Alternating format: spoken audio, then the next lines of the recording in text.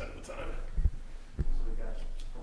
That's a great company. Is there? We got 5. Yes. I have a quick question while we're live.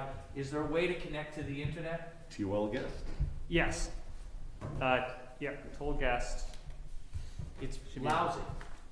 I get 1 bar. Mine's great. There's a reason why we hired. You see why we need your help? Exhibit number 1. That's Oh, that's a little bit better. that's our wireless connection. See if There you go. Probably, yeah. Mostly who provides it, right? So do we make it when we have enough people? we do. We do. Thanks to Steve joining us. Just enough. I thought we were gonna have more people I don't think so. this meeting. I Okay. think all the committees are running on bare bones if they can even make a quorum. Yeah. right now. Yeah, I'm surprised city committees are meeting at all. Okay. Well, let's call this meeting to order. Welcome everyone. Let's open it up to public comment. Seeing there's no one from the public. Does anyone have any comments from the public that they'd like to share? Any anecdotes from our neighbors? Okay, seeing none, let's move on to Stephen. Welcome. Let's move on to the approval of the minutes from November 18th. First of all, has everyone got a chance to look them over? Move we approve them. Yeah. I'll second that motion. Okay, moved by David, seconded by Jordan. Any discussion? Okay, all those in favor? Abstain. Okay, same. So that's, by the way, is anyone willing to take minutes for tonight's meeting? I will. Okay. So that was 5-4, 1 abstention. Okay, and then let's talk about the minutes from December 7th. The first set was 11:18. That was, the 11-18 minutes. Same motion. Motion to approve the minutes from 12/7/21. Okay, motion moved. Second. We have a second from David. Any discussion? Okay, all those in favor? Okay, 5-4, 1 abstention. Okay, and now let's move on to the discussion with Axiom, Mark Roulette, about the next steps for our study. Great, well, thank you. I think what I'd like to do is just start with a brief discussion about, just to reiterate what we're trying to achieve, what our goals are Great. as a committee, and making sure that I'm aligned with what you want delivered. I'll start by saying, there are several elements that I think are just generally important to all committees in town, sort of like some evaluation of the current sort of offerings of technology that are out there. 5G, low orbit satellite, this new Tirana thing that not LCI, but that Red Zone is offering. These kinds of things, I think you just need a sort of a baseline of why I believe, or why I think we should believe that fiber is the best solution, and there's lots of reasons for that. And I think that we need to have that. Secondly, I would say, and that's relatively easily put together, I'm working on the Tirana Red Zone stuff now, and doing some investigating on their technology, just to make sure that what I convey is accurate and proper to you, so that when somebody asks you, you can at least give a reasonably good answer in the community. The second thing I think that's really sort of universally important beyond that is, no matter what you end up doing in your community, you need to know what it's going to cost to serve every citizen with fiber. Mm-hmm. And I think that's relatively easy for us to put together. It'll take a little bit of time, but just from a baseline standpoint, I just think we need to know what the cost is. And I think we need all of the cost elements that come along with that, so that we can bang it around a little bit, so you can hear from an ISP standpoint what that kind of looks like. And then there's a second piece to that, which is sort of I think we need a 5-year pro forma, kind of sort of revenue expense model, so that should you decide to move forward on your own, you'll at least have a sense of what that looks like and what that feels like, and whether or not there's a potential for us to create a solution that would have minimal or no taxpayer impact, relatively speaking. Now, overbuilding onto a fiber network over a fiber network is quite a trick. So from a funding standpoint, so it's likely that there's going to have to be some involvement with the town, and so the third piece of that is really looking at the capital mechanisms that are out there and available to the town, and what they might look like, and what are the pros and cons of that, what's the likelihood of getting that kind of funding here, et cetera, et cetera. So that's my baseline for you as a committee, is to get you relatively quickly, and I say this, let's talk about maybe a month and a half at the most, get you those elements sort of in a beginning model document. In the meantime, if you would like, and this is where I think the discussion comes a little bit, if you want to talk to Lincolnville Telephone or LCI, and you already have, I think, at some point, but if you haven't directly talked to them, I think we probably should have a conversation with them, at least if not me privately, with the group. And I probably would not ask Alan Hinsey. I would probably go straight to the Mannings and say, at least one of the boys hopefully could come, if not both, and then have a conversation about how serious you are about getting service. Now, that's going to show some of your hand a little bit, but it's also going to have to show some of theirs. So I do think it's a legitimate conversation, but I want to, from a political standpoint, I just want to have this discussion within the group about how you see that, because you don't have to talk to them if you don't want to. But we could then express a lot of the things that, for example, Steve has done in email about their pricing scheme, the mechanisms that they use for their pricing, how they get to that pricing. These kinds of things are very difficult. And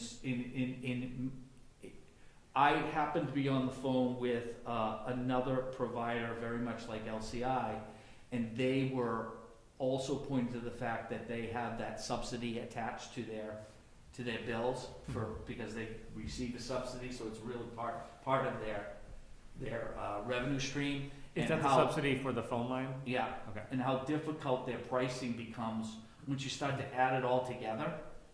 It's a little pricey. So I assume that LCI knows this, and maybe they don't care, and they haven't to this point. But I'd like to put them to the screws a little bit and see what they have to say in a public setting. That's my personal opinion, but I don't know if they'd come. I don't know what they'd say. I don't know anything. I don't know anything other than I know them quite well, and I'm sure I can get them on the phone. That's not a problem, and talk to them about what we're up to, or what I'm up to, and trying to convey to the committee, and trying to deliver to the committee. So, from my perspective, that's kind of the beginning of where I want to be, and if that's not in line with you folks, then let's have a discussion and talk about what else you're looking for, or what detail you might look for, or what else I can do for you. I can, I guess I'd say, I'll keep talking, what the hell, I'm a talker. It's possible that we could go run every road and look to see where LCI is and isn't. I find it a bit of a fool's errand, because I don't know what that's going to accomplish at the end of the day, unless the second objective of the committee might be, hey, we just need to get LCI everywhere, and these private roads and these places they don't serve, and we need to get them served, and what's it going to take to do that, and sort of a fill in the gap, so to speak. strategy. So I don't know what you have an appetite for with that, but we could also ask LCI that question, what's left? Do we have any examples of municipalities that have put together a hybrid solution like this? When you say hybrid, Well, the private, municipal and private, where there's already an incumbent. yeah, oh, yeah, I'm sorry, yes, you can get all that. I have a public-private partnership sort of white paper that I can convert that shows pros and cons of public-private partnerships. Are those theoretical or are those actual instances? Actual, yep, and there's several in Maine and there's several nationally that you can look at and do some investigation on.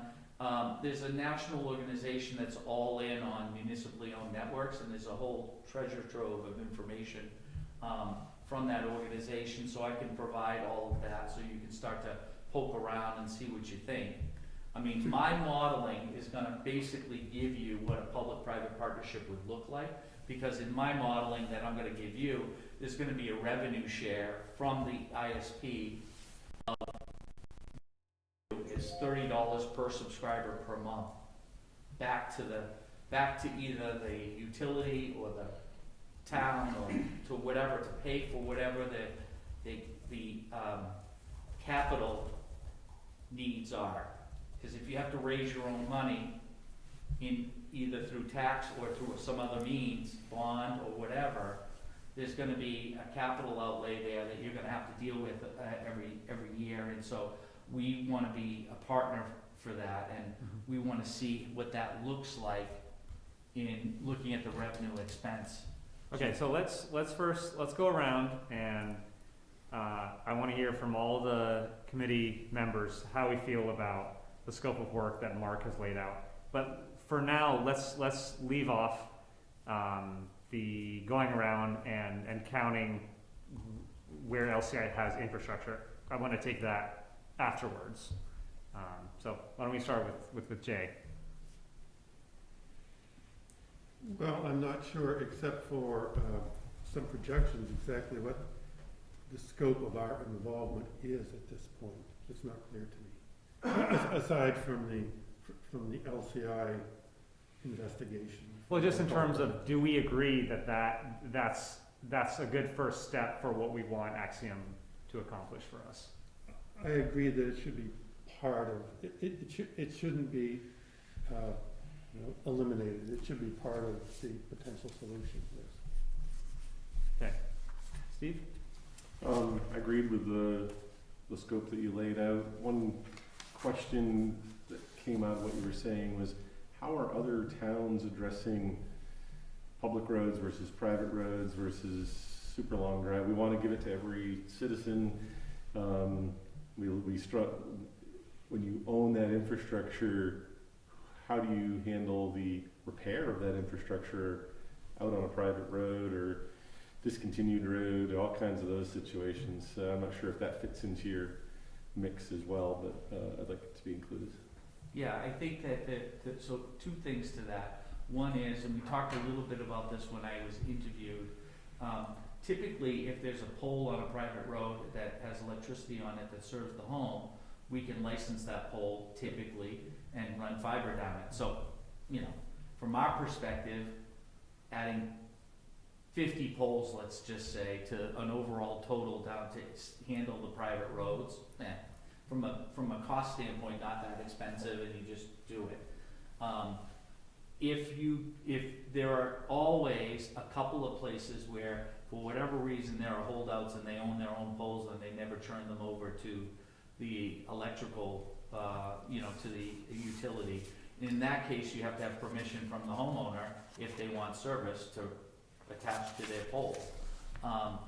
If they're off the grid and they're not, or their electricity comes underground, our default position is we will still give you a free install, but we will do that on the ground along the side of your driveway, woods, whatever it might be, typically woods, because if you're going down a private drive, it's not like usually it's a camp road or that kind of thing. we will deliver it that way. Oh, no, you can't do that, that's ridiculous, don't do that. Well, then tell me how I'm gonna deliver service to you then. I don't know how to do it. And so well, we want it buried. You mean in the rock? You know, so like, we sit on a piece of granite here in Maine, pretty much. So, you know, we're talking about just getting it under the ground a couple of inches. We usually put that on the homeowner.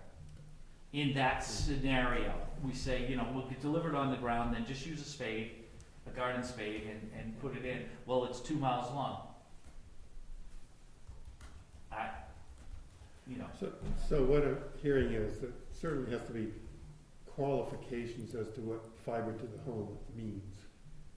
Well, Because it's not the same to every home, we're getting a little bit off topic here. Yeah. right? These are all hypothetical situations and questions that come after us garnering specific technical information on how much footage there is. And I apologize because I don't think everybody here has been privy to Axiom's study that they just completed for the Mid-Coast Internet Coalition. I should have disseminated that because that's a clear and concise example where you could see there's the breakdown of all the information, including bondage, the issue of bonds and interest, the estimations of funds coming in, capital savings over the course of 20 years. It's pretty exhaustive. So what we're looking at here is actually garnering and finding information, not so much these ideological issues that and that's not meant to be a slight at all, but these questions are meant for another time after we have the groundwork of information which this study is going to encompass. So once we find out how many miles of fiber do we need to get to every home in Lincolnville, which is part of the specific charts that the select board actually voted on, and as part of this, at a minimum of 100 symmetrical. So when we find out that information, then we can start talking about policies, what the amount could cost is. First we have to find out what it takes to get to that goal, and then we find out a way, could do this on the cost of, doing it municipally on our own, the cost of working with a private ISP to do it, if we're qualified for public grants. So there's going to be a myriad of options and situations and variables that we're going to have laid out in front of us, and from that information we move forward with the ideological questions that we have. Does that make sense? Yeah, makes sense. So right now we're just asking to see what information we want from Axiom to help us to even get to those questions later, which we will address later, but that's putting the cart a little bit before the horse right now. David. This gets over into the LCI bit, but I think we have to have some basic data about where we're starting from. And I think, I liked your scope of work that you just laid out. The other piece of it is some assessment of, is there something outside of the town, not just the town unit, but what other larger groupings could there be? But otherwise, I like how you laid it up. And when I talk about the data, I mean, in the end, one of the big answers we need to answer is just not how much does it cost, how long can we do it, but there's not everybody in the world's as excited about broadband as we are, and so we have to be responsive to the entire population to have really clear data. And we've struggled with that a little bit. We've gotten surveys, and I've heard you say various things from time to time, but it would be nice to have some kind of professional review of that to make sure that the information we're dealing with is as accurate as possible. Yeah, go ahead. I think the scope of work that you laid out is great. We certainly need all of that information. I would welcome a conversation with LCI, with this group, with you attending, helping us have that conversation. We just have to at least, air, I guess, our frustrations and our dreams, and just say, can we work with you? Do you want to work with us? And just see what they say. And if nothing comes from it, at least we've had that conversation and we know we can move on, or perhaps there is an avenue where we could work together. Jordan. Yeah, everything sounds great. Like I said, just not to reference the Mid-Coast study, but what I saw there was extremely comprehensive, and if we could have that level of in-depth analysis, that would be fantastic, so that we know, like I said, what it's going to take to string up to all the homes in Lincolnville and the LCI thing is gonna come about, and I've been talking with Randall as well, and I know they wanna talk and they'll show up. How fruitful that will be, nobody ever knows, but, you know, yeah, the more information we have, the better decisions we can make, so everything sounds good so far. Okay, Stephen. I actually did send the Mid-Coast report that Axiom did on January 6th. Yeah, I was wondering, because I read that, I Yeah, thought. and I just resent it again to everyone. And I Great. agree that having the status quo snapshot is absolutely the first thing, and we are missing that. Yeah. And so I think that in terms of, you know, my hope of your work is that would be step one. Now, even with step one, it would be very nice if LCI could help with step one, since they are the sole provider in this town, which is the unique characteristic of our town. And so, and my attitude about talking to them, they're a private company, they operate completely independent of local government. They're not required to have a license. They're not required to do anything other than, they're not even required to do as much as you'd have to do if you wanted to open a restaurant in Lincolnville and sell beer and wine. Okay. So there is zero formal relationship between municipal government and LCI. So the question to them is purely one of courtesy, which is they're obviously, you know, well aware that this exists. This is the third incarnation of this broadband committee. All of our meetings like this one are public, so it's not a surprise to anyone that this is going on, and that the first piece of work is identifying what exists on the ground in our town. That would be the only thing I would want to talk to them about at the outset. I wouldn't go any step further than that, because I don't feel like we have a point of view yet. So to me, the first step is that snapshot, and I would want to talk to them purely in the context of helping provide data for that snapshot, which, frankly, I think you, as the consulting firm that has been hired and publicly noted to be doing this, are it's perfectly logical and natural that you would talk to them. I don't think it requires a meeting of the full committee, and I think it's a one-time conversation. The answer to which will either be yes, we'll cooperate and here's what we have, or no, we're a private company and we don't really feel like we can or want to share any further detail than has already been shared in the press. Now, if the answer is yes, then obviously we have a mapping exercise, which, as we all know, is a tricky thing, and the best maps are faulty. When we look at a map just of our town, I'm hoping we can get closer to a more accurate map, because we're dealing with a much more finite geography. So the FCC maps that are so often discussed, and the state maps that are so often discussed, you know, we all know that those are really not complete. So to me, coming up with that map and understanding the dimensions of the problem are really, really important. And you know, the fact of the matter is that I, at least, have no sense whether of the, you know, roughly 2,000 residents of the community, and I'm not sure how many other sites there are in terms of, you know, non-residential sites, business and commercial sites.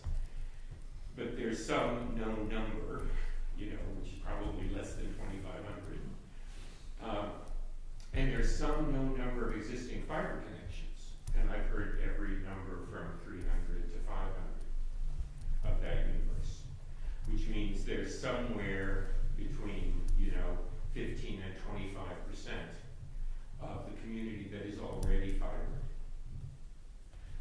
We need to know what those numbers really are.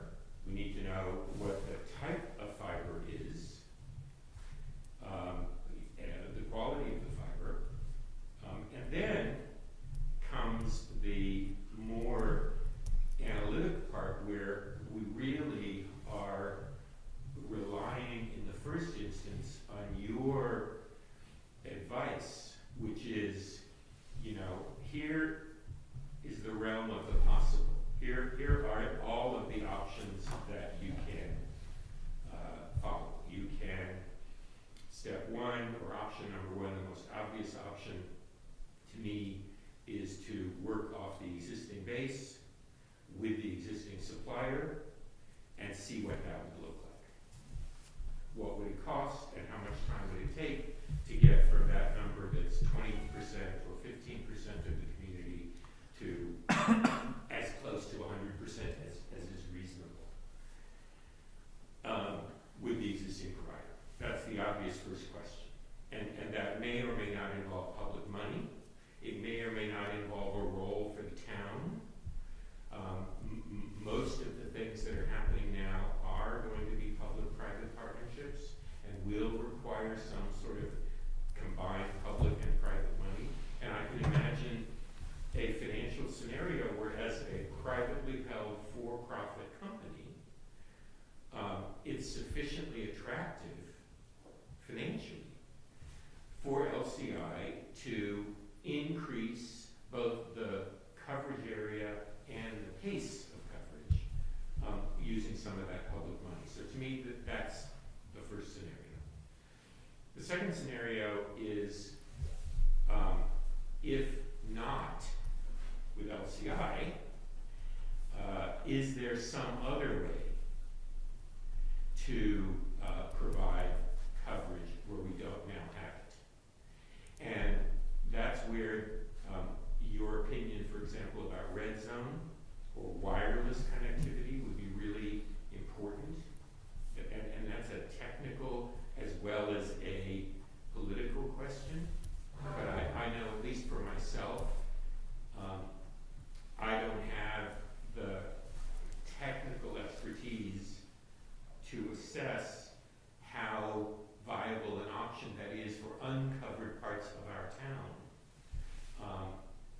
And so I'm looking for somebody to have a point of view about that. And then the third option is,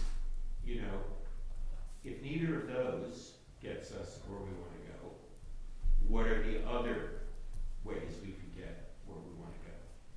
And that's where you start talking about bringing in a third party as a physical wired overbuild.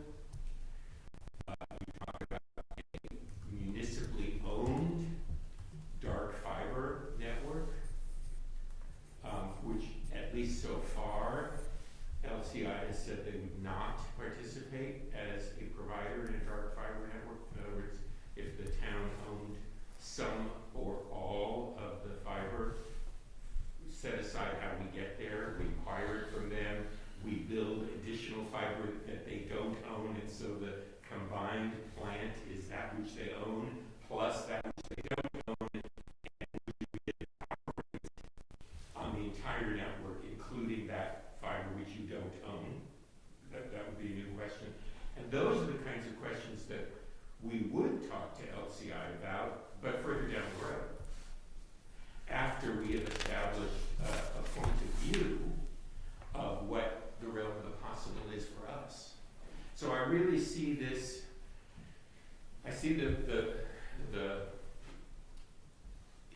thing we need to resolve today is an agreement on this process and methodology, every step of which we are relying on you to advise us and tell us if we're, is this the right process? Is this the right methodology? Or is that the right sequence of steps?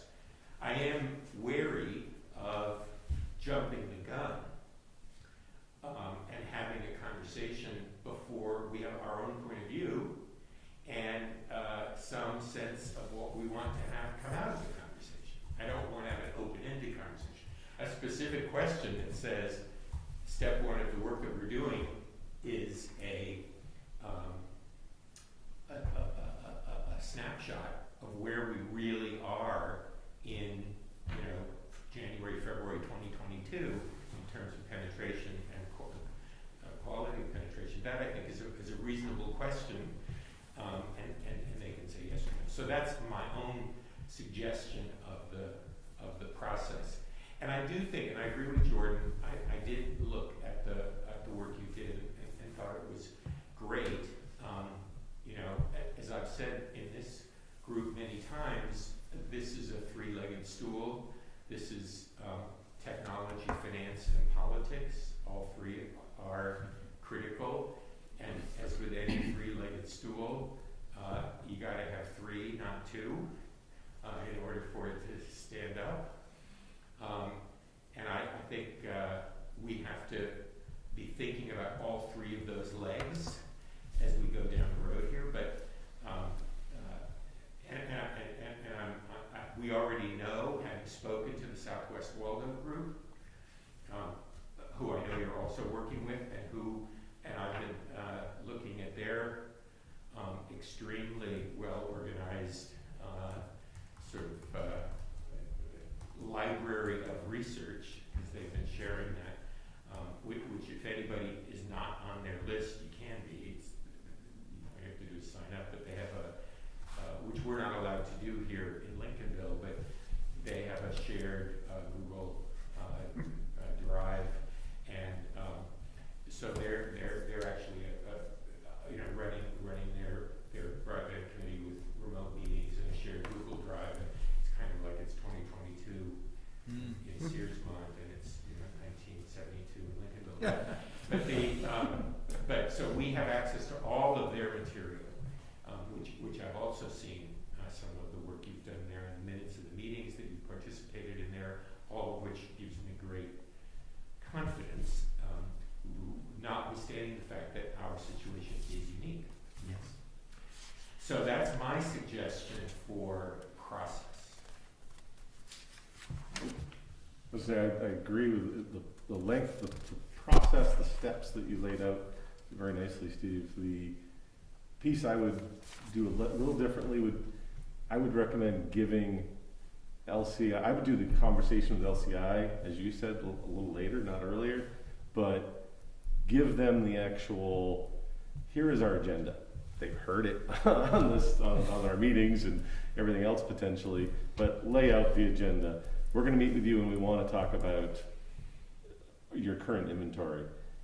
Where then this is the step we're walking through, and we'd like to engage with you at these phases so you can start preparing about it, but we're only going to have one piece of this talk at a time. And then just the other one to comment on is the Toronto piece. I think we should understand sooner than later. I know my background in using wireless for last mile, none of the technologies will deliver in the long run what fiber can do. So that'll be interesting to see. Mark, do you have a copy of the presentation that Red Zone gave us? Not to you, but I have 2 copies of presentations that they gave in other towns. If you want to send me yours, that would be fine too. I'll do that. Okay. I mean, I think that let's not go too far down Red Zone lane yet, but I would just say this. Whenever something is too good to be true, it's typically too good to be true. They've answered every single objection to wireless that there is. And because we're a wireless provider, we've seen that movie before. We've put equipment up in that way. That does not mean that Red Zone is not a viable solution for situations, and that the technology that Toronto is using isn't an advancement in wireless technology. It probably is. But how much that helps in a last mile solution is really the question. It's not a matter that, and my big red flag with wireless technology is when they tell me how great it's worked in Texas and Africa. And that's exactly what they did here again. and it's like, no kidding, wide open, flat spaces. You can have 10,000 people on a single antenna and give them good service, relatively good service. So, you know, I'm a little bit skeptical, but that said, we are in the investigative stage, and we are doing our own due diligence outside of Red Zone, directly with manufacturer distributors who are distributing the technology, and asking them directly. And then I think we're gonna ask for a place that's put this in and see if we can talk to some people there. So we'll see what happens. So that just began, and there was a conversation today, actually, with one of the distributors of the technology. Oh, good. So we're getting pricing and everything, because the other issue is they sort of throw out these sort of general $100,000 per site kind of thing. And I'm like, not to say that it's not $100,000, but it just seems like a flat fee. So I just wanted to make sure I knew what they were talking about, because what the cost of base stations are, those stations that are on the you know, the point, and then the multi-point, what's it gonna cost per home? And they're talking about absorbing that cost. There's something not right about that. There's a disconnect, and I'm not quite sure what it is yet, but I'm getting there. I'm getting there, because I've been asked a lot of this, because they're getting around. They're gonna be faster, they're gonna be better, we can do this right now, just sign an agreement, we're gonna go, and we'll be up and running in 9 months. Right. None of that seems really, I don't know. Yeah, my biggest concern with any of the wireless technologies is the future-proof aspect, and nothing is future-proof, but the longevity of a fiber solution, at least to date, has proven to be better than anything else. Yeah. I think the second point for this group, and I think we touched on this last time, we really don't have enough data in your community through speedtest.com yet. And this is a very simple thing, just to beg people to just take the damn test. It takes 2 seconds, and Let's get on so that we this. can collect data. You know, I'm looking at your town right now, there's just not enough here. None of it's very particularly good that's here, but it's also very odd, some of the providers. Verizon's in here, somebody did a speed test with their Verizon hotspot. You know, I don't know who some of these people are. Coastal Telco Services? I think that's LCI. Is that LCI? They're all LCI because they have the different brands. And people don't know. Highwater, Coastal. Yeah, no, I knew that, but I didn't know Coastal Telco Services. Okay, that's interesting. But just on that point, Mark, we talked about this a meeting or two ago, and we actually even circulated. Are you familiar with what they did? And it was really very basic. Denmark, Maine, you know, rebranded the Maine broadband. Oh, did they? I speed test didn't site, know and that. It's all right. Oh. Yeah, and then they put out, 50 signs all over the town of That's Denmark, smart. Maine. Yeah. And that was something that the broadband committee can do. We certainly theoretically could do that ourselves.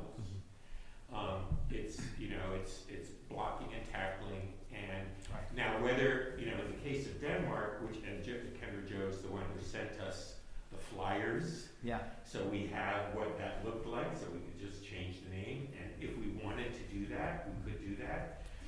We could also, and here, your advice is important, we could also refer people to a different, if you don't think that the main broadband coalition speed test site is the right place to send it, we could send them somewhere else. One of the advantages of using the same one, like Denmark did, is that when we then go to, for example, Maine Connectivity Authority, if we're applying for a grant or financing or something, the first question everyone is going to ask is, what does the map look like? Just like you were looking at the same thing. If we are apples to apples, and we've done the same speed test that every other town in Maine has, I think it's a little more legit, it's a little more kosher than if we go to some other speed test. But there are a million different free online speed tests we could use if you think we should use something else. But I think that this idea of us as a committee taking on that role would be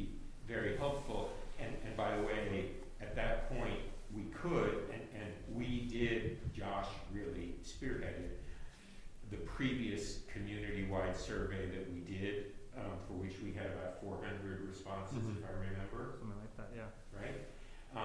We could do a follow-on, which by the way also has all sorts of other ancillary benefits like raising the profile within the community. People know this is happening.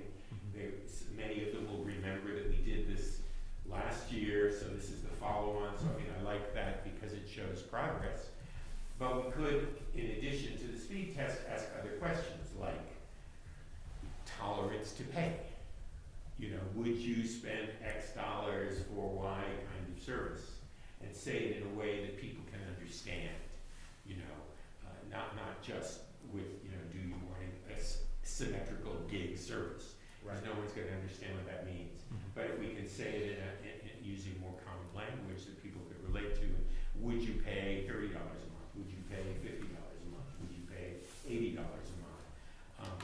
So I think that is something for us to discuss as a committee, but I'm assuming you, as the person trying to pull together the data, would welcome that because, as you point out, the information we have right now is pretty poor.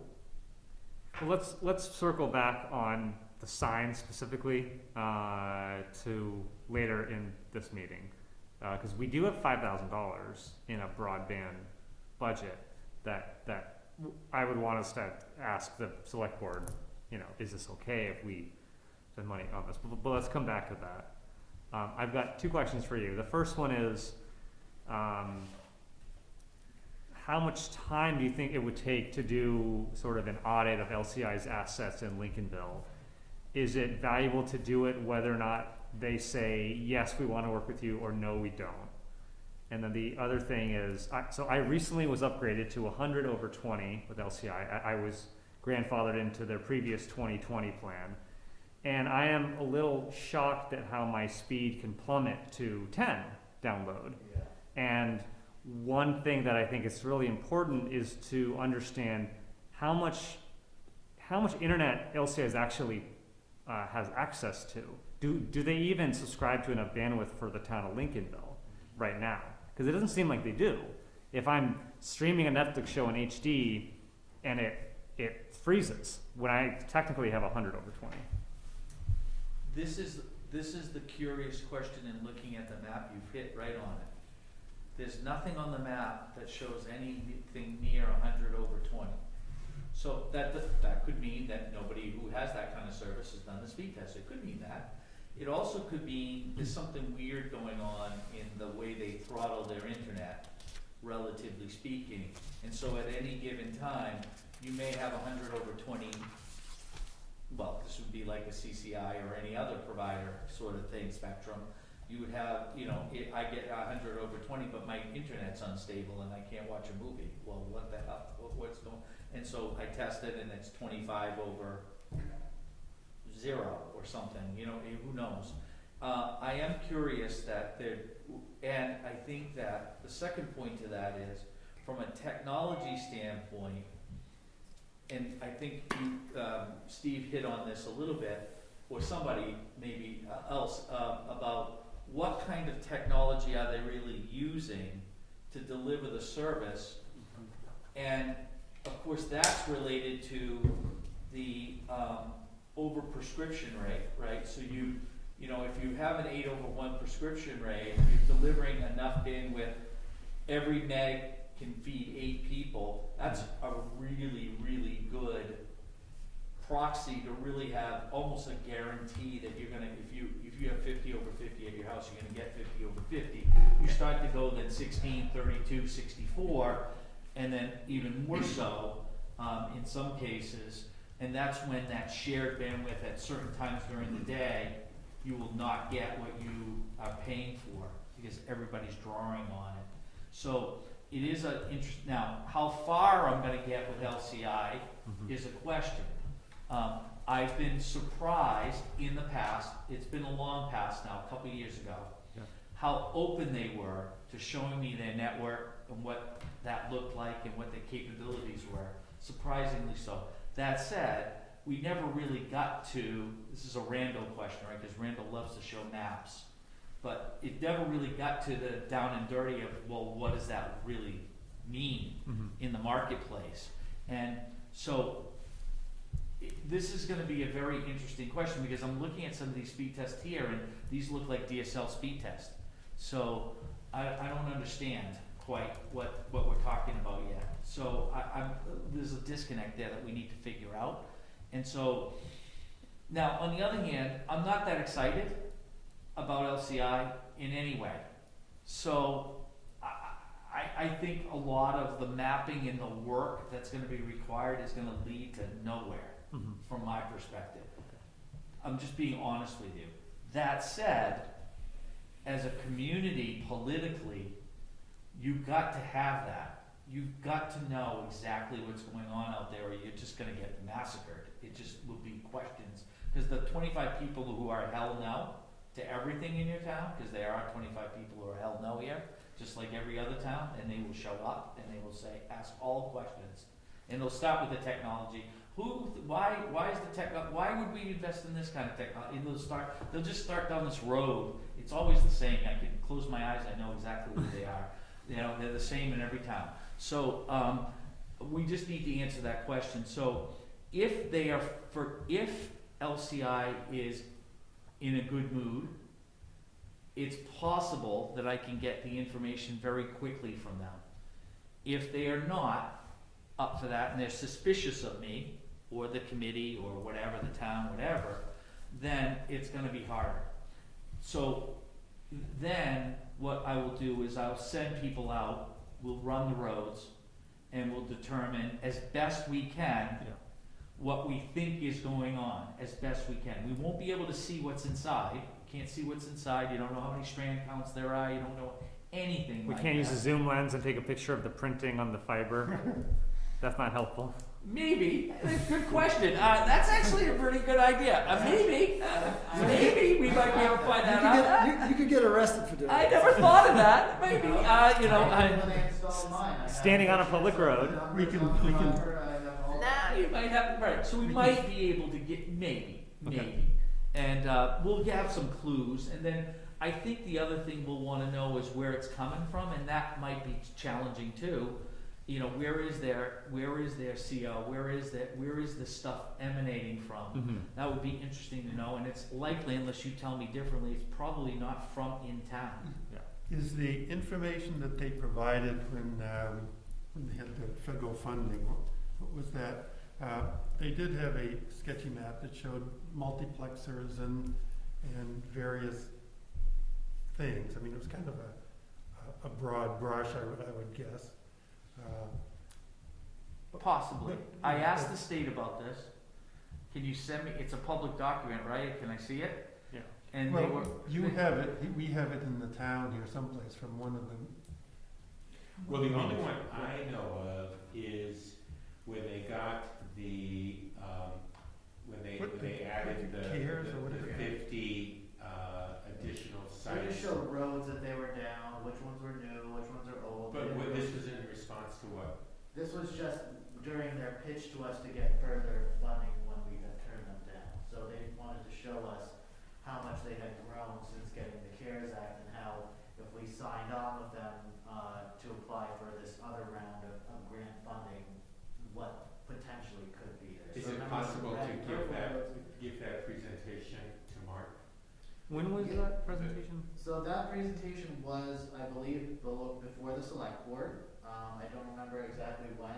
There's been like 2 or 3, so we should get you those. There was some data they gave us, some basic stuff. Oh, good, that would be helpful to know. But I can't remember which one exactly it was. We'd have to check back, but I know it was it was maybe, About 2 years ago. no, this was much more recent, because I was on the select board and I've only been on Okay, the but there was select one 2 years board. So it was ago. probably about 8 months ago, I'd say, 9 months ago, something like I'll that, find because that. that was when we had decided not to partner with them for their grant applications, asked them not to, apply on our behalf. They said that was their right, they did anyway. So that was, it had to have been in the springtime. So Okay. Since we've been talking about speed tests, I guess I'd make a couple comments. One is, speed tests only apply to people who already have a connection. It leaves out the unserved.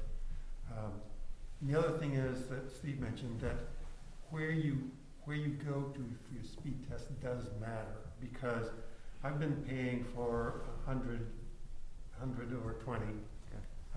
And I did a speed test to the main broadband site, and it says your download is 20 or 25, whatever it was.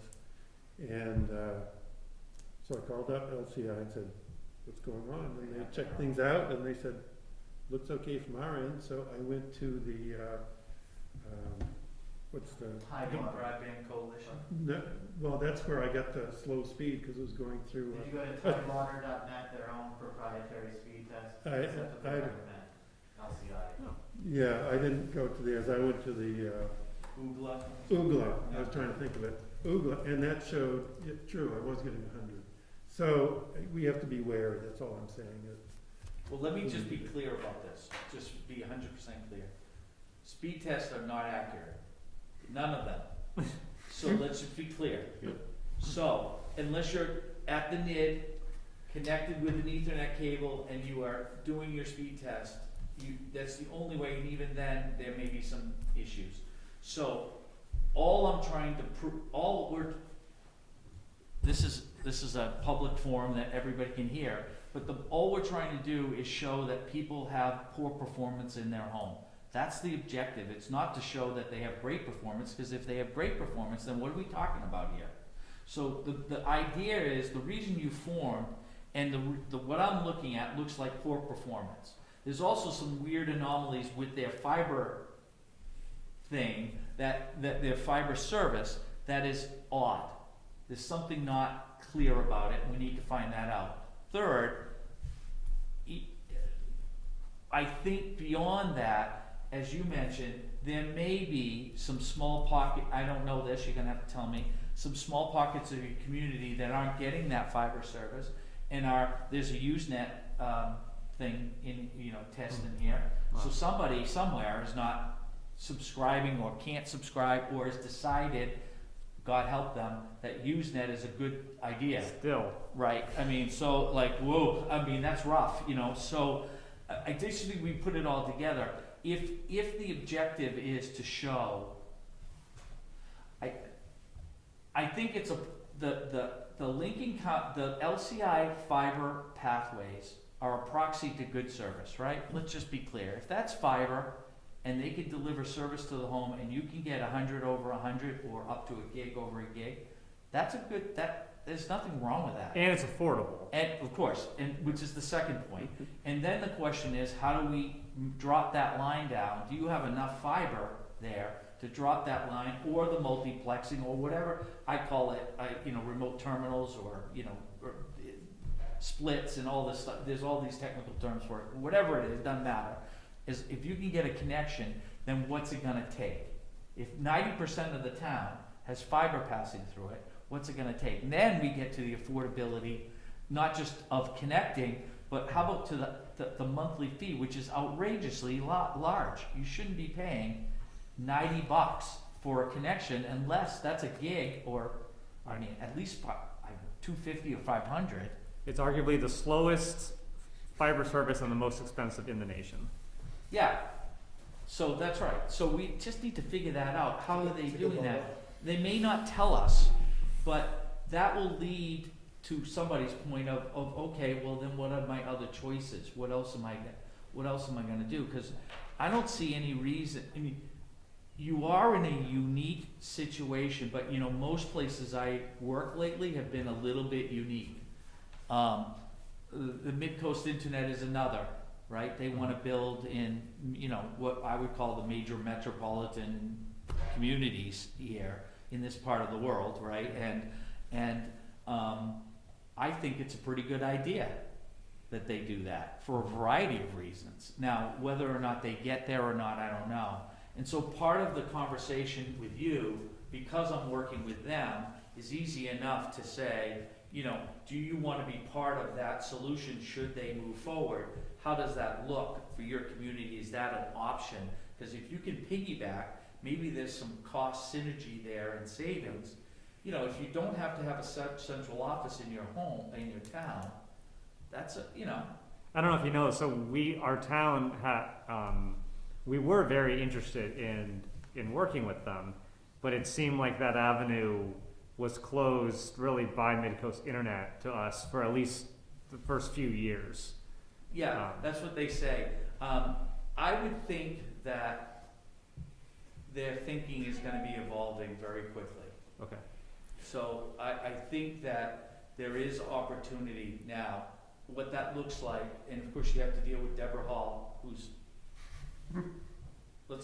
aggressive. We have a good relationship with Deborah. I mean, we're members of it. We work together. So am I. I love Deborah Hall, but I'm just saying they've broken some china. Let's put it that way. So you've got to get through that and some other things, but that could be an option too, and we could explore that. Yeah. But I just want to.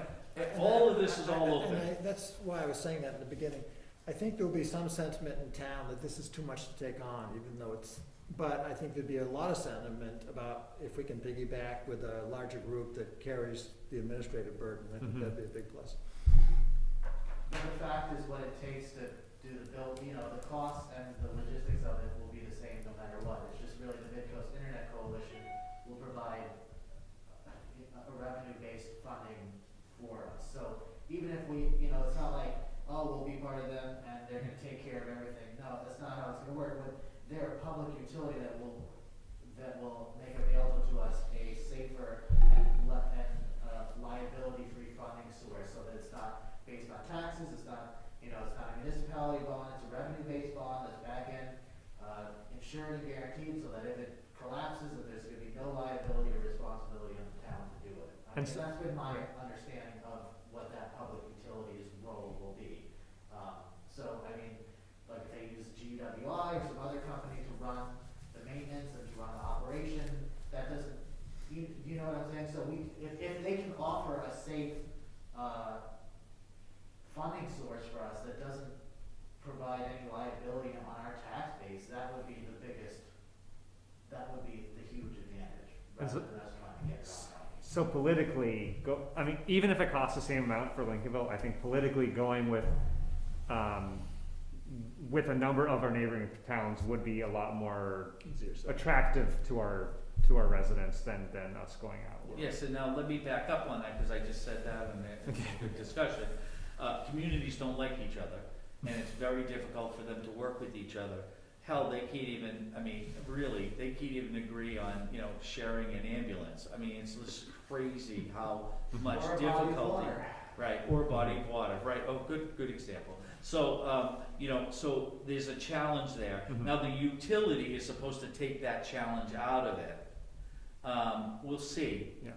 We'll see. I'm intrigued, I'm excited about it, that's why I worked with them.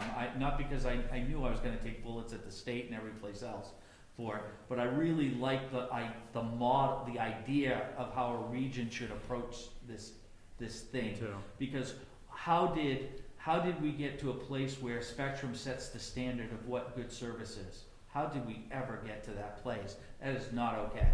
So, whether people think it's good service or not, it's not, just by the way. It's not that good of service. It's okay, but it's not what a fiber service is, a real fiber service is. So we just need to, I think there's some intrigue there and some interesting, I just mention it because I think it is part of all of the different little things that are going on in your region that we need to make sense of. Make sure that when you move forward, you feel strong about it, whatever way you decide. So, okay, fair enough. I'll go back to the speed test. I think it really is helpful, and I think you should use the speed test that the state is using to put its mapping together, to at least be able to potentially challenge some of the claims of LCI. And if you get good speeds, that's great. That's fine. People are well served in some places. That's perfectly fine, and we can deal with that. And so I think we just need to think through. And I don't like the speed test the way at my house. I have 450 over 20 or something. I have the mid-level Spectrum service because that's all I can get where I live in Scarborough, and I never can test on speed test. The speed test 450 over 30 or whatever it is I'm supposed to get. But if I test at the NID with UGLA or whatever, I get exactly what I'm supposed to get so I don't know. I've called them, I've talked to them, I've done multiple times speed tests. don't know. But if they wanna determine that you're unserved, that's good, we can go get state money. Mhm. Fantastic. Good for me. So, we'll see how that plays out. Yeah, If he's coming from Scarborough to here to meet with us, can't we get the selectmen to okay us to operate by Zoom? I mean, that's crazy. so, let's well, not- keep let's not get into that. keep this, okay, well, It's just just not right to me. quickly on that, my understanding, so pre-pandemic, select boards would have people, my recollection is that select boards in Maine would have guests Zoom in sometimes, and that wasn't the board meeting remotely. That wasn't the board having a hybrid meeting. Even they were having an in-person meeting and having conversation with someone else remotely. So I actually don't think I'm that's just asking for when we're meeting with Mark, whether we could consider asking the board to authorize those meetings to be by Zoom. well authorized or well, it's either legal or it's not. I'll find out. I mean, there's all kinds of boards that are still meeting by Zoom, so I don't Yeah. know why it's illegal. Well, It's gone both ways. Some communities are really following the letter of the law and this public access, you need to be in a public space and you need to be there publicly to have a public meeting, and therefore we are requiring you to be in person. But There is some of that. by legal, I mean I was in a under public meeting last night by with a legal, lot I of mean people at it. David, by legal, I mean under LD 32, we have to have a public hearing and then the select board votes on it. So we haven't gone through that process yet. But yeah, I mean, I get it. And if you want that to happen, you gotta come in and make your case to the board, because Josh and I have been fighting since September to do that. And on 2 occasions now, with the select board, we've been voted down 3-2 to even put it before the public. So that's the situation we're in. So if there was a way that we could convince our select board to not cut the public out of public governance, we have tried it, and for some reason, they're just abstinently Okay, against it. I didn't mean to So- take up time now, but I'll. No, it's okay, It's but okay. yeah, I mean, we're with you, I and just- we need as many people as possible, and there's people, heads of the committees have written letters and come to the meeting, and we're not able to find quorums for many of our committees and boards right now. It's a huge problem, including our budget committee. So if anybody would like that, then we would like to support and come in and talk to the select board. Tuesday, we're having a meeting, and that would be fantastic, because I'm with you, there's no reason why there shouldn't be every available tool for that now. That's all I'll say about that. I am planning in Northport too. I'm at the end of that planning, and they were requiring me to come up and have the meetings, although they did start, on my way here, I did a meeting, via Zoom while traveling with them, so that was great, through the back roads and all that. Yeah, lovely. So, it's not the end of the world. I like to see people in person. I don't mind traveling. I'm used to it. So, but to that point, it also was like, hey, I'll see you at 10:30 tonight, when I get home. So there's a little bit of that. So it's fine.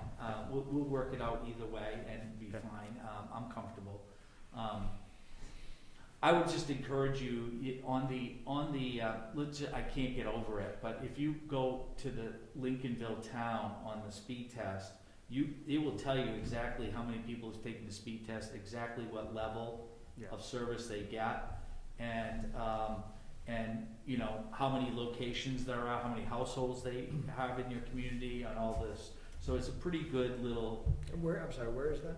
It's on whatever, I call it speedtest.com, but it's not. I just go to the Maine Broadband Main Coalition. Broadband Coalition speed test, and then you I'm go looking at it now. to look at results, existing results, and then you can type in Lincolnville, and it'll give Under you the township. little snapshot. So it's kind of an interesting. So far, it says we have 98 tests, or the participation goal, let's forget about that. There's a total of 201 test locations. That's right. So, do you need anything else from us in terms of getting started? Anything that you got from LCI would be helpful to look at. Anything you got from I'll Red send that to Zone you. would be helpful to look at. That would be good. And then after that, maybe your surveys, if you have, I know it was last year, so it's a little bit of old data, but It's older than last year, actually. Okay, 2 years old. Okay, that's still interesting. I'd just like to take a Okay. quick look at it, peek Yeah, at it. of course. I'll send all 3 of those to you. And when would you like to meet with us again? When could you use our input after this meeting? I think the question is,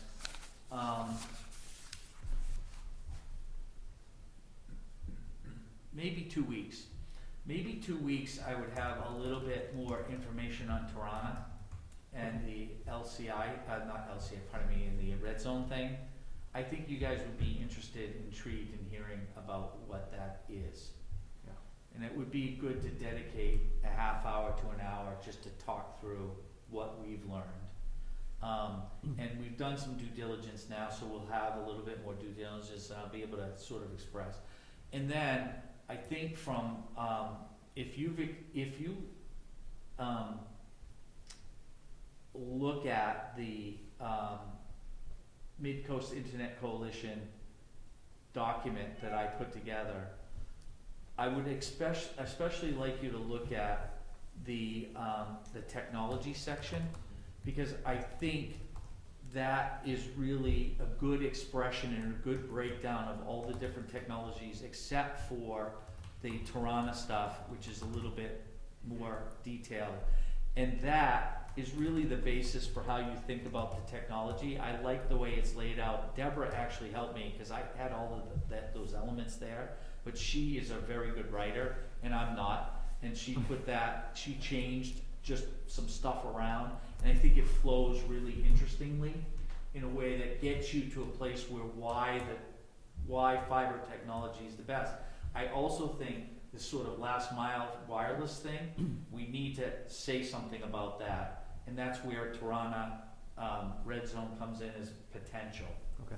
So we just need to say it, and I'm pretty biased against wireless because I use it all the time, and I know what its limitations are. We have about 400 customers on wireless technology, not the Tirana, but we've tried everything before that. And Mr. Tilson here was with me at Microsoft, and Microsoft was all in on TV whitespace, and we were one of the first deliverers of TV whitespace technology in the nation. We were chosen as the only United States company to join what became the Airband initiative. It was called something else before that.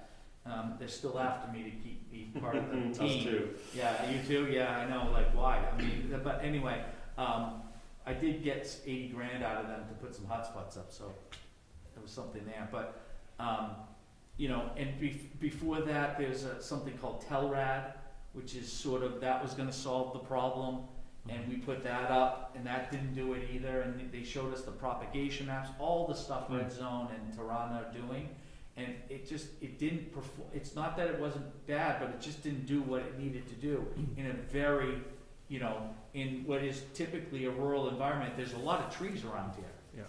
There's a lot of hills. There's just stuff that just. Yeah, I mean, the red zone Tirana, what I would be especially interested in is your take on the Rockland test that Red Zone just did. Yes. Because I'm not interested in other geographies, but Red Zone, Jim has told me, operates in every county in Maine. Yep. Has at least one customer in every county in Maine. And most recently, this newest Tirana technology, they tested in Rockland. Yeah. And I'd be very curious to hear the results of, or your take on that. And I believe that was, I know that was public in the sense that it's what is being touted as the credential of why you should sign up. So Yeah, it's in the PowerPoint he gave us, he has some data about I that. think it is knowable. Okay, good. So that section on that technology piece, I think, is a very good primer for every community to get acquainted with. And if you have questions around that, that would be a second thing we could do at the next meeting. Okay. Talk about Red Zone and talk about the technologies, just to get everybody up to speed, make sure we're all on the same page. I'm not the greatest technologist. I have people on my team who know all of the fancy math and all the other stuff. I don't. But and we can bring them in if we need to, just to have a little bit more conversation if I can't answer a question, but we will do our darndest to sort of at least have a good layman's understanding with some technology understanding of what the heck this stuff is and what the limitations are and why there's limitations and what the positives are and why they're good for some situations. So, and then that would be a good basis. And then after that, I'm hoping that I will have for you 2 weeks later, after that, maybe 2 to 3 weeks later, a plan. At least part of what this thing's gonna cost. Maybe we'll see where LCI stands, you know, and we'll sort of get, then we regroup and we say, okay, what's next? In the meantime, get more speed tests if you can. You know, not a big deal, but if you want something for the committee to do, and if somebody wants to go eventually look at polls with me or with somebody on our team, you're more than welcome to do that. Some towns like to do that, some individuals really like to do that. So happy to have you ride along and sort of make sure that you know what the order is and why that is and what that little box looks, what that's for and all of that. So always, some people like to really know that. Everywhere I go, I look at damn polls now, everywhere, so all the time, like, oh, why is that like that, kind of thing. So, it'll get you thinking about that, so you know. I've done a lot of drive testing. Have you? So Yeah. I'd be happy to. Yeah, there you go, so. We can send the drones up and take snapshots anyway. I could, yeah. Right. Can I just ask you your advice, Mark, if we did do this campaign locally to do the speed test, do you advise that we should ask any other questions, like would you sign up for and what would you pay for, or should we just keep it to one item, which is to please take a speed test at this URL? I think it is a good opportunity to ask 2 or 3 other questions. I wouldn't get over 5, but I think there's a good opportunity to do that. And whatever those 5 are, 4 are, whatever, take the speed test. Are you interested in our committee? Send us your email to keep up to date, and then 3 other sort of like, what is your tolerance for an increase? You know, if we charge $20 more, would you like to be interested? Would you be interested in community broadband? Do you have fiber at your house now or not? Do you know what we're talking about? I mean, whatever it is, the 3 questions are. I think it's really good to collect some data. It's most importantly to collect their email if you can get it, because I think having this is a campaign. This is a campaign. If you've run for office, you knock door to door and you go ask people what their concerns are and you react to that. This is the same thing. And signs like I love freaking yard signs. Love them. They are effective. Sign up for Axiom. I got them in Southport right now. It's amazing. Just little freaking yard signs, just like I was campaigning. Call Axiom for service. It's really good on people's lawns that people know and all that stuff. I mean, I run my marketing just like a campaign. I go door to door. I have written, one pagers. Nothing fancy. I don't mail anything. I just do everything hand-to-hand combat all the time. I love it. It's most effective, especially if it's community. I mean, it's just nothing like it. It's the secret ingredient. Community. People will let you walk up and talk to them at their house. So, I just think that that's really what we're working on. Whether or not it's a partial solution, a little solution, whether you work with LCI, whether you don't, it still just behooves you as a committee to really be out there. And then my other question is, when you're breaking down these 2-week chunks of work, where in those 2-week chunks would you have this conversation with LCI to ask if they're prepared to provide us any data? Would you do that up front? Would you do that at all? Did you think that was a good idea? Or do you think we should do it? I want to spin on it because you gave a particular opinion of what you think when it should happen. And I was of the mind initially, let's just rip off the Band-Aid, but you gave a good reason to not do that. And so I think let me think about it. I'm a 4 a.m. get up in the middle of the night and think of all my projects. Call Josh at 4 now. Yeah, right. You know, that's just the way I work. When I like to sort of percolate on stuff for a while. So let me think about it from what I think. I do think it's an easy conversation to say, you've shown them the data, can you show it to me? Or just talk me through it. Yeah. And I don't think that's a hard conversation to have. So this is not like castle intrigue here or anything, but you're doing it in an appropriate way that gets what we want out of minimal contact is an interesting, probably true, because they'll be down the select board's throat if you show like a real interest, like to work with them, they're gonna have some things to say about that. Yeah. And then you're gonna have to be prepared to sort of deflect again, like what happens if it's a no again? Mhm. Just ugly, why do that if it's, if you haven't gotten, maybe we can head that off. And I pick up on what Steve's saying. The point with LCI is to have the ultimate conversation at the right time when we have our shit together. Right. And we know, what our alternatives are, and we can have a moment of truth. Can we do something with you? Can you be partially involved? We've had all these other conversations that have been fluffy and nice. Yeah. Nobody's gotten mad at each other, but they haven't gone anywhere. Right. And so We've had some. I'm not mad, but I have pressed them pretty hard.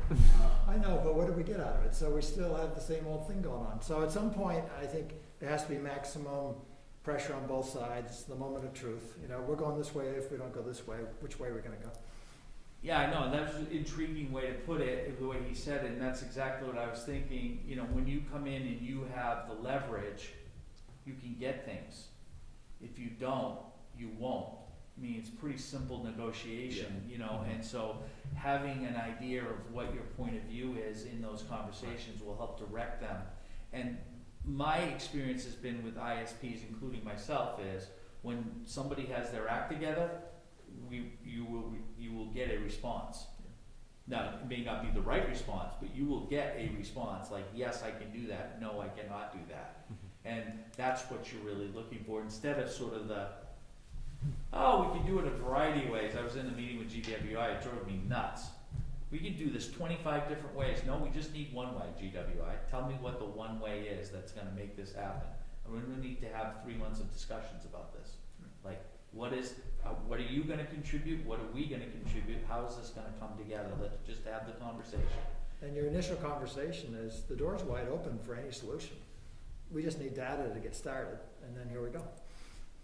Yes, I think that, I'd say tweak that a little bit. I think the answer is, this is a community, like other communities along the coast, that needs to have a solution that's gonna be 40 years. This is not, we don't wanna fool around here. Yeah. They, like every other community on the mid-coast, has been limping along, taking what they get. It's an unregulated situation. People come in, they don't come in, they do what they do, they charge what they charge, they get what they get, and it is what it is. We wanna change that conversation, and those communities that are out ahead will be ahead. Those who are not will not be, and I just feel really strongly that for mid-coast communities especially, most communities in this area are pretty sophisticated in relationship to, let's just say, Road Bluffs where I'm building. It's a little bit of a different feel. That's nothing against them, but they are really rural. They're just not used to this kind of stuff. And communities along the mid-coast are just a little bit of a notch, just have a better, this is where all my planning's happening for the most part. I mean, Lincoln County, Waldo County, there's a lot of communities who are hopped up, doing stuff, Cumberland County, and there is Southwest Waldo, West Kennebec County, these are all pretty sophisticated communities in relationship to Aroostook County communities. Yeah. You have to do a lot more hand-holding. They don't have resources in the same way. They don't have an imagination for what resources. It's just a little bit of different conversation. So I think we can get there fairly quickly here over time. I don't want to drag this out. I think that from my perspective, I'll be with you forever. As long as you want me, I'll be with you. So long after I deliver anything to you, happy to continue on and do the next thing or whatever. I don't work that way any other way. So let's get to some places relatively quickly over the next couple months. And I'll think about that LCI question about where that comes, and then I'll sort of respond back to everybody and say, this is what I'm thinking, what do you think? And if there's an objection to that and say, well, maybe we'd like to do it this way, let's just have the conversation, we'll figure it out. It's no problem. Anything else on this before we move on to talking about our meeting schedule? Okay, so I think we should have a meeting in 2 weeks. Does that work for a quorum? I just want it to be clear to everyone, we have 2 members of our committee who will not be attending for the next several weeks because of concerns about COVID. Okay. I'm gone the first 2 weeks of February. Okay. So if you got a quorum, that's no problem, but otherwise. So I think this is something that we may, and I don't want to kick things down the line, but we're probably gonna have to put out a survey or something to everyone who's part of the group, because. Just to make sure we have a quorum. Yeah, because just, if we're the only ones who can make it, if Dave, isn't there, then we're already below the minimum, so. We need 5. Oh, yeah, so that's right. Yeah, we need 5. But I still think it would be a good idea to take a poll. I'll do that. to see. Okay. I mean, I can. So Thursday the 3rd of February, you're not here. No, I could do like February 23rd and after. Let's see. Okay, so we're not gonna wait that long. No, I'm sorry, I'm a week beyond. I could do February 16th, 17th and after. So basically mid-February and later. Okay, can you 2 do the 3rd?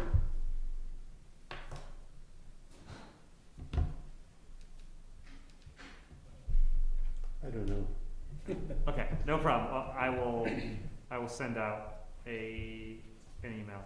So anyways, the hope is our board is going to talk about remote meetings again because apparently there are members of the budget committee that are not attending. They cannot get a quorum. They're not attending because of concerns over Omicron. And if our budget committee can't meet, we're in budget season. And I can do it by Zoom during any time.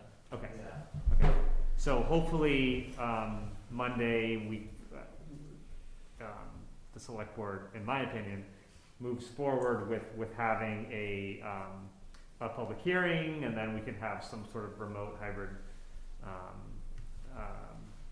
ability in this town, but we'll see. Okay, so I will send that out. Do we want to try to schedule meetings beyond the next meeting, or do we want to just go meeting to meeting? Because of the quorum issue, I'm thinking maybe we should just schedule the next meeting and not really go beyond that. I agree with that. Yeah, I'm fine with that, Okay.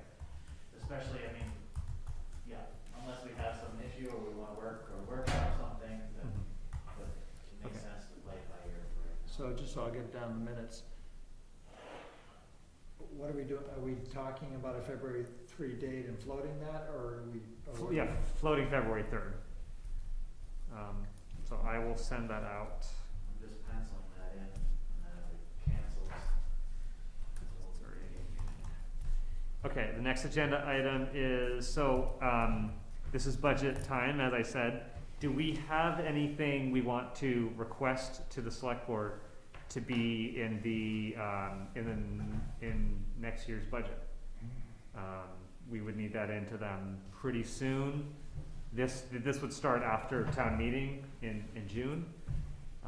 Off the top of my head, I can't really think of anything that we would need funding for in June. Well, and especially since we did get that planning grant, which alleviates us of having to spend. Right, I don't know if everyone knows, so the Allen Institute approved our feasibility grant to the tune of $6,500. So thanks to Stephen, Yeah. we just saved the taxpayers $6,500. So Mark just got much cheaper for us, but he's getting the full There's a lot amount. of punishment for that. Really, Yeah.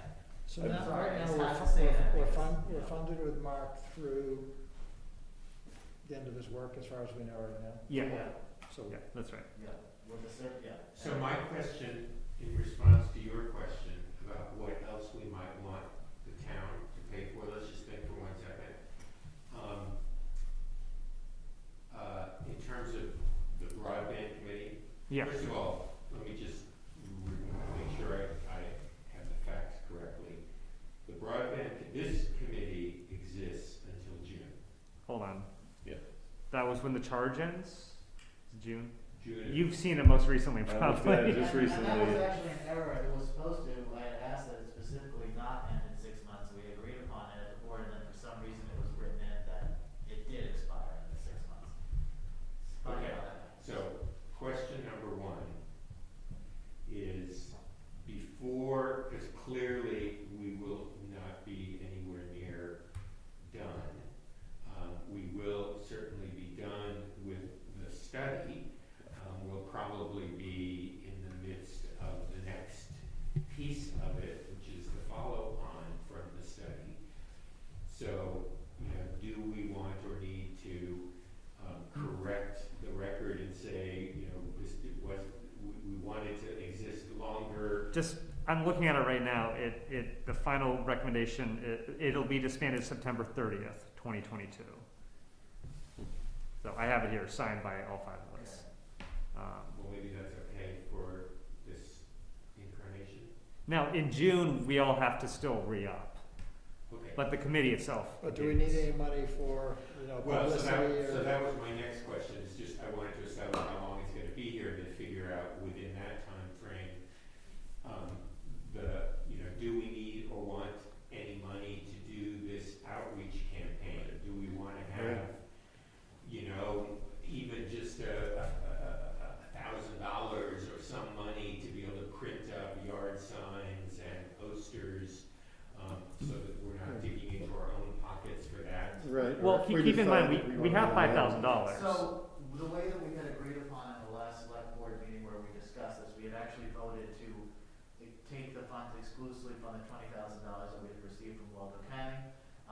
So 20,000 minus the 12,500, but now it's actually less than that because we've got 6,500 from the planning grant. So we actually have, the 5,000 that we originally set aside as part of the town's budget, but then on top of that, we've got what's left over from the Waldo But can County. we spend it if it hasn't been approved? I don't think you can, right? But we do have $5,000 that is specifically earmarked. So we can for spend broadband. it on Kinko's reproducing signs without asking anyone? No. We would definitely ask We the, have to ask. the select funds board. are Good there authorization. for the purpose of broadband. Okay, So- but I'm just But we saying, would ask, yeah. I'm just saying, that's one item, I would Yeah. like to suggest that we ask for some amount. I don't think Yeah. it's a huge amount, but, and I agree with Mark, I'm not big on although, the letter writing campaign, Josh, what did you find was the most effective means of communication when we did the survey? I don't know. Well, really, the only way I was communicating was through the bulletin board once a week posting. But we did do that thing at the post office with Yeah, we have to do every post box. Oh, right. Right. And the Yeah, I bulletin was gonna board would be say, good yeah. if we didn't have our town administrator actually actively telling people not to take the speed test because it's bad data. So if we can. I forgot he did that. Yeah, so, there's a few things that we're coming up against here, and that wasn't meant to slight our town administrator, he works very hard, but that is something that happened, and I was not very happy about it, because it's still a lot of discourse. But, yeah, so that's, face to face, if we can do that, Yeah, but I still think we need to have the mail campaign that was almost free. I mean, it was the cost of producing Mhm. the thing, and it goes in every mailbox. Yeah. Then I remember we did do the school. yep. We sent a letter home with kids. Well, hold on. But if we think we're going to do these things before June, I don't see the sense in requesting this funding for after June, because we already have $5,000 You're plus right. dollars. You're right. Well, why don't we, just to be safe, if we're gonna be through September, and we may have something come up, why don't we just make sure that we have authority to spend a small amount of money of the monies that have already been, So that's my next question. Do we want to? Well, how quickly do we want to put up lawn signs? If the lawn sign simply says take this speed test, then we could have that copy ready to go pretty quickly. If we want to, well, hold on. If we want to make a website with a number of questions, then obviously we should we're work not through gonna know that. that tonight, but when do we have to have the money into the the selectmen to the It- request? If this is for next year's budget, probably at the end of this meeting. Right, so it- we don't know what we're gonna do yet, but let's just make sure we have up to $5,000. We already have $5,000. Can we spend it Yeah. without approval? Okay. Well, Not without approval. We Not can't without spend approval, any but- money. I mean by town approval, not by selectmen approval. yes, it's already in a fund. Okay. Yeah.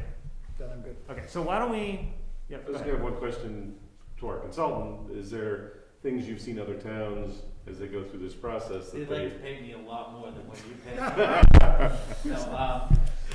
the only thing I was thinking about, and this is, really putting the cart before the horse, but I'll just say it out loud anyway. Having a, strong poll analysis to understand what the make-ready cost of putting on new service or a different service might be interesting, and you might be in a position next year, within the next year's budget, June to June, to wanna do that next step and at least get some data from that. That's a $20,000, relatively speaking, cost. Tilson can help with that, if there's no conflict of interest, or it could be a little bit more expensive. You guys are freaking expensive. I'm just kidding. Or I could use my construction contractor, Hawkeye, to do that work. So there's some things there that if you don't have that, then you're going to special town, at some point you may have to go to special town meeting is what I'm saying. If you decide on it, because I hope by, as we're getting to June, July, August of this year, Yeah, that you'll have some point of view about where you wanna go. Yeah. And so, I don't know how your budget process works, but towns typically go 5 to 20,000 into a fund. You've already done your 5, maybe that's fine. I'm just saying, maybe go in for another up to number. Okay. Here's some options of how we might use the money, and if we don't use it, it goes back into the general fund and it's fine. Yeah. I don't know how that works. You guys at Can the you, select can board you level. explain again what you just talked about potentially, I didn't follow you when you talked about the the poll. take rate you said? No, Make ready. Make ready. Make ready. Make ready. It'll be the sort of a pretty good, without actually going through the make ready process. Okay. Which once you're there, you're committed, because then the time starts ticking. If you don't build anything, then you lose, and you have to start over again. Yeah. You can have a pretty good idea, and the reason I say this is because, so for example, replacing the pole is pretty expensive, $1,500 a pole. So when you start to think about how many, what is our pole, what does it look like? Are the poles tall enough to accept something else? How do we, what is the cost of all that? Getting an analysis of that at some level gives you a good sense before you actually go out to construction bid and other things to get a sense of what that costs. And it's typically a pretty big cost to communities, so it's good to kind of get a sense of it. Again, this is not for me. I'm not going to make any money doing that. It's not a thing for me. We would not do that work. We would do that. We would ask Hawkeye or Tilson or somebody else to do it on our behalf. And so I don't want to make it sound like I'm trying to make more money, because I'm completely fine with where I'm at. I'm perfectly fine to plan and stay with you. I'm fine. Yeah. So, but it's something for you to consider. Again, it's a little bit weird. You're gonna have to explain that at town, at the board or whatever you do your thing to warrant. So, well, with that in mind, I would actually say let's just recommend just $5,000 for general broadband planning. We did that last year. I think it makes sense. We do have $20,000 minus $6,500 of ARPA funds from the county. But that seems to make sense to me, just to ask for another $5,000 for potential planning. Jay, did you have something you wanted to add earlier? I might have. It's gone now, yeah. Okay. You've gone past that point. You just said, I think what I was gonna recommend is, we've got 5, let's at least put in there for another 5, so we'd have a balance of 10. Yeah. Um, It gets us a long ways. With something to counter the argument that, well, we gave you 5 and you haven't spent it. But we have plans for signs or mailings or the outreach to the community. We'll take that, hopefully. Okay. So are you gonna make that as a motion? I'd like a motion for that. I'll second that. Sure. Oh, So- I'm, I make a motion that we request that a $5,000 budget line be put in for broadband expenses for the upcoming budget year. I'll second that motion. okay, moved and seconded, any discussion? All those in favor? Great. Okay, anything else on budget? Budget stuff, before we move on. Okay, so moving on, action items. Number 1, please everyone, including me, read the Midcoast Internet Study by Axiom if you haven't already. So we can come to our next meeting armed with that knowledge. And let's all try to brainstorm 3 to 5 questions that we may want to ask people if we're going to put up lawn signs and have a Lincolnville Broadband website that we're directing people to. Obviously, the top line is take the speed test at the Maine Broadband Coalition website. Maybe we'll have a special link for it. And then if we want to ask them 3 to 5 questions, we could do it then. So let's sort of think about what's the most valuable to get that's not too wonky, not too technical for people. I would say I think we need to keep emphasis on the mailbox, the outreach to the people who wouldn't take the speed test or don't have it or have dismissed broadband because it was too expensive. I just want to make sure that we're reaching the unserved. Yeah. And by doing the speed test, you're almost preaching to the choir, you know. Mhm. You already have broadband, just tell us, we want to reach the people who are on the margins. Okay.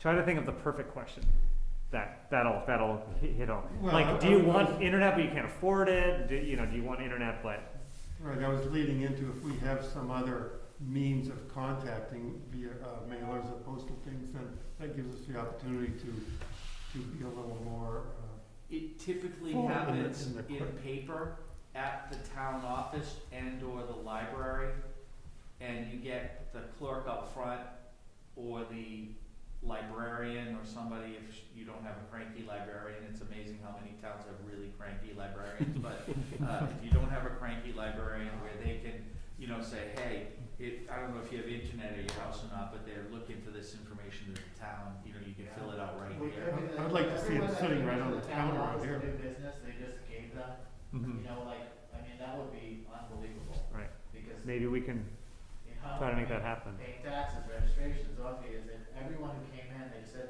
hey, do us a favor and fill this out. I feel like just the response level, we just can't have that kind of. Well, to the response level, do we want to also maybe think of like a raffle? You do the little survey, you do the speed test, and then you're entered into a raffle where you win. That's Fill in the so blank. funny that you just said that, because I'm testing this right now. And you get a COVID in, test, right? in Southport. So I'm raffling off 2 $25 gift certificates to the store in Southport, to the general store in Southport, to the next 25 subscribers. The Lincolnville General So- Store. so it's like What about same that? kind of Potentially. thing. So yeah, I'm gonna. I would think that it's gonna be fun and interesting and kind of, Is there a legal issue with that? yeah, For the town probably. involved? Stop it. We'll find Sorry, Probably. but I just I'm I've sure heard there other, is. other towns. Lincolnville, we Just can't. But I was- so we can try to last have statement fun about here, that. Tilson. Yeah. I mean, Okay. but yeah, that kind of thing, that's interesting. I like that, I would, Yeah. 5 years ago, I was on the Town of Rockport's broadband committee, Oh. and exactly why they got voted down for their engineering study was because they did not even take into consideration the unserved people, the people that don't want service, don't have service, Yeah. or whatever. So the Yeah. importance of somehow connecting with them is key. Can I just ask a point of order? Part of the Axiom bid was that NDEC is going to do this survey of our town of digital equity. Did you accept that? We didn't pay for that, No. not yet, not yet. Well, I think we will, and I thought we did, we haven't had. Pretty sure we will. We haven't had a. What's that formal vote. cost? Well, that, It's $2,500. $2,500. It's $2,500, and they did it in Searsport. And that goes specifically to this issue. Yeah. So the people who are talked to are specifically the ones who are not connected. And there is support for that on the select board, because we did have a Yeah. conversation on So that. it What's would it- be, that would be a good thing to. Could you amend the budget request to make it Yeah, well, 7,500? actually, yeah, so I'd like to amend my. With motion 2,500. to Well, hold on. Can I, before you do that, I mean, you may be wrapped up way before June, and we may want to get rolling on that sooner than June. And so now that we got that Island Institute grant for 6,500, I wonder if we would want to just get board approval to spend that money. Well, and my now. thought was just upping it to attaching that so that we can replenish that funds and Gets us to full the same standing. place. So it's, we can move as fast as we want with that because we do have the funds. Mhm. I think that it's a good opportunity to tie in with our fund request something specific so that we can replenish that and then have, That makes sense. And the- that was my thought, Yeah. so. And if we decide summertime, we wanna do the poll study or something, if we've already spent. Well, here's my question. So I'm looking at the Axiom Planning RFP, which says that the Axiom flat fee is $12,500. Mhm. And it says there's an optional additional fee, NDEC fee, of $2,500 to produce a digital inclusion and equity plan. This plan would be produced by Susan Corbett, the executive director of the NDEC. And I should say that both Mark and I are members of the board of the NDEC. So I want to say that. But because it was in the same piece of paper, I don't know what the final approval of the select board was. What I'm reading is from Axiom's proposal to us. The signature lines are not completed, Mhm. so I don't know what was actually signed. But I think we should find out if we could do that. I definitely think it would be before June. Or at least we would want the right to do it before June, pending the availability of NDEC to do the work. So we don't know that, but we at least want to have the money approved that we could do it. And I'm not gonna vote. And the plan grant was 65, not 7,500? I mean, when I responded to Kendra Joe, I said, it says in the application, they expect towns to pay for half of it. Yeah. And so I said 6,500, because that's all we had agreed to. Well, is there any way that we can just check with her and tell her that by utilizing that option, that the actual total cost will be 15,000 and have it be for the 7,500 matching funds, or are we past that point? I think we're past that point. Okay. I think that seems like, thanks, can you give us more money, Yeah. kind of thing. That is what that is. So if you want to make a motion, Okay, so I make a motion to ask for $7,500 to be appropriated for broadband costs, and specifically for the digital equity option on the Axiom study for this upcoming budget year.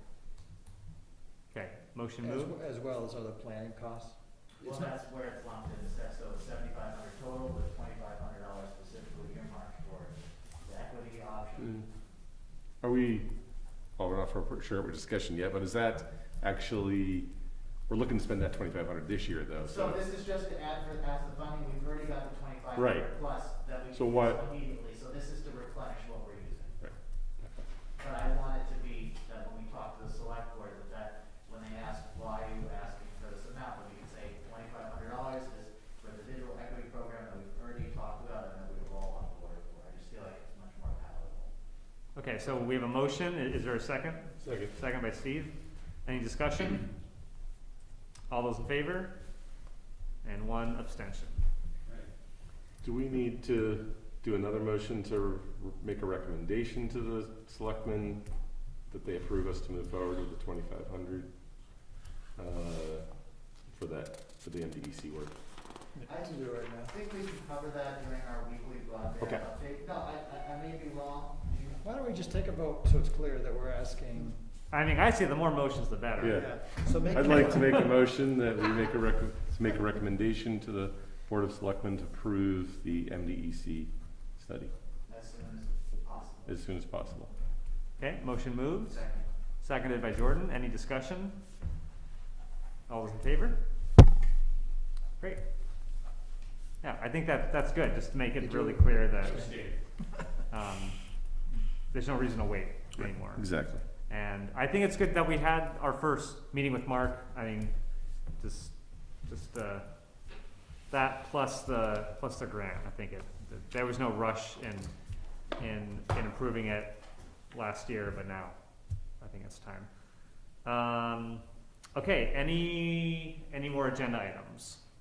So I've got a bunch in terms of sending information to Mark and asking the committee if they can meet February 3rd to make sure we have a quorum. Make sure I'm on the list, right? So can I get everybody's email as part of Yes. an invite, please? That would be good. Yes. I'll just make sure you're CC'd on that Yeah, schedule. that's perfectly fine. However you wanna do it, it's perfectly fine. Thanks for coming. Yeah. I'm glad we were meeting. I'm glad you yeah, I know, cause I actually walked out and was like, okay. He was told by somebody that there was no meeting here tonight. Oh, really? Yeah, Okay, then they anything wouldn't- else? Yeah. Okay, I'll entertain a motion to adjourn. So moved. Motion moved by Jordan, seconded by Steve. Any discussion? All those in favor? Great, thank you very much, everyone. Hi, Steve. Hey, Steve. Glad to join you. Yeah, I'm glad to join you. You're the one that's been here before. Have you join us? Yeah, absolutely. Yeah, nice to meet you, Steve. I'm Jay Philo, we haven't Yep. See you then. been